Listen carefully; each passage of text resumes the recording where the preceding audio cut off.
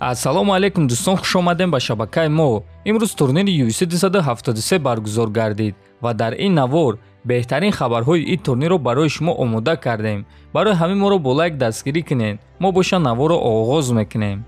дӯстон, агар шумо аз кам будани риш ва рехтани мӯи сар танқисӣ кашен, пас мо ба шумо ширкати шифофарморо тавсия медиҳем. дар ин ширкат ҳамчунин доруҳо барои хароб ва фарбеҳшавӣ, барои хунукзадагӣ, равғани сиёҳдона ки ба ҳамаи дардҳо даво мебахшанд ва дигар доруҳои гиёҳӣ.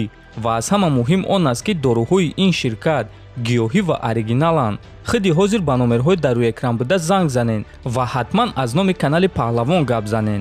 ҳамин гуна шумо ҳам моро дастгирӣ мекунед ва ҳам доруҳои даркории худро дастрас мекунед. чанд соат пеш турнири UFC 273 ба анҷом расид ки дар он ду муҳорибаи унвонӣ баргузор гардид. муҳорибаи унвонӣ дар вазни 61 кг байни чемпиони доимӣ Алҷеймин Стерлинг ва чемпиони муваққатӣ Пётр Ян. ин муҳориба тамоми 5 раунд идома дод ва дар натиҷа доваро ғалабаро ба Алҷеймин Стерлинг доданд. ҳамин гуна ӯ камарбанди худро ҳимоя карда тавонист. албатта ки бо ин қарори доварон мухлисо Дана Вайт ва худи Пётр Ян розӣ набуд ва Пётр Ян баъди муҳориба чунин гуфт: шумо ғалабаи маро дуздиден. ман якум, чорум ва панҷум раундро гирифтам. ман реванш мехоҳам, гуфтааст Пётр. ҳамчунин президенти UFC Дана Вайт низ оиди ин муҳориба фикрҳои худро баён кард. доваро кори нодуруст карданд. ба назари ман 3 раундро Пётр ва 2 раундро Алҷеймин гирифт. ман намедонам ки шумо чӣ гуна муҳорибаро ҳисоб карден. ҳамаи гап дар якум раунд аст ки онҳо ӯро чӣ гуна ҳисоб карданд. оиди сеюм муҳорибаи онҳо гуфтанем ки Пётр Ян яке аз беҳтарин ҷангварҳои ин вазн аст. аммо ба фикри ма муҳорибаи Стерлинг ва TJ Dillashaw-ро ташкил мекунем, гуфтааст Вайт. ва дӯстон, худи чемпион Алҷеймин Стерлинг низ муҳориба зидди TJ Dillashaw мехоҳад. сеюм муҳориба бо Пётр имконпазир аст, аммо ҳозирашда ман бо дигар рақиб ҷангидан мехоҳам. ман бо TJ Dillashaw муҳориба гузарондан мехоҳам. шояд ки дар оянда мо бо Пётр боз вохӯрем. ӯ ҷангвари хеле сахт аст ва доимо муҳорибаҳои дурахшон нишон медиҳад, гуфтааст Стерлинг. дӯстон, шумо бо қарори доваро розӣ ҳастен ё не? ҳатман фикротонро нависен. мо боша мегзарем ба муҳорибаи асосии турнир ки дар он чемпиони UFC дар вазни ним сабук Александр Волкановский зидди довталаб корейский зомби вохӯрд ва дар чорум раунд довар муҳорибаро манъ кард. ҳамин гуна чемпион Александр Волкановский бо тариқи нокаути техникӣ ғалаба ба даст оварда камарбанди худро бори дигар ҳифз кард. сеюм муҳорибаи асосии турнир боша аз ҳама муҳорибаи машҳури ин турнир шуд ва ин муҳорибаи Ҳамзат Чимаев зидди Гилберт Бёрнс. ҳозир боша мо ба шумо суханҳои Ҳамзат Чимаев ва Дана Вайтро оиди ин муҳориба пешкаш мекунем. ман рақибони худро эҳтиром мекунам. онҳо ҳамаашон барои оилаи худ меҷанганд.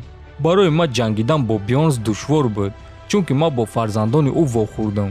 онҳо назди ман омада пурсиданд: шумо бо падари мо меҷангед? ва ман дар фикр монда ба худ гуфтам ки ин чиз ба ман дар кор нест. ман намехоҳам ки бо падари ягон кас ҷангам. ман бо қотилҳо ба монанди худ ҷангидан мехоҳам. ман агар фарзанд медоштам, онҳоро ба муҳорибаҳо намеовардам, гуфтааст Чимаев.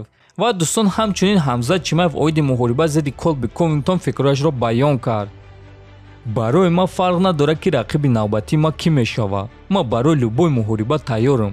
агар ки ӯ ба пулисҳо занг назанад ва барои ин муҳориба Дана Вайтро зиндон накунанд, пас ман бо шодӣ чеҳраи ӯро мешиканам, гуфтааст Чимаев. ва дӯстон, акнун биёед суханҳои Дана Вайтро гӯш мекунем ки оиди муҳорибаи Ҳамзат ва оиди ояндаи ӯ чӣ гуфт. ин яке аз беҳтарин муҳорибаҳое ҳаст ки ман дар ҳаёти худ дидам. яке аз беҳтарин муҳорибаҳое ки ман ҳузур доштам. дар майдон чунин садобаландӣ буд, одамон кайфият бурданд. ин муҳорибаи асосии турнирро дар сояи худ монд. акнун Ҳамзат дар рейтинг ба ҷои дуюм мебарояд ва бисёри ҷангвароне ки ба ӯ назар намекарданд, бо ӯ ҷангидан мехоҳанд. ҳамчунин Колби Ковингтон, гуфтааст Вайт. дӯстон, хотиррасон мекунем ки муҳорибаҳои пурраро дар телеграм канали Паҳлавон тамошо карда метонен. ссилкаш дар описани видео. Ҳамзат Чимаев ва Гилберт Бёрнс барои беҳтарин муҳорибаишон $50,000 бонус гирифтанд.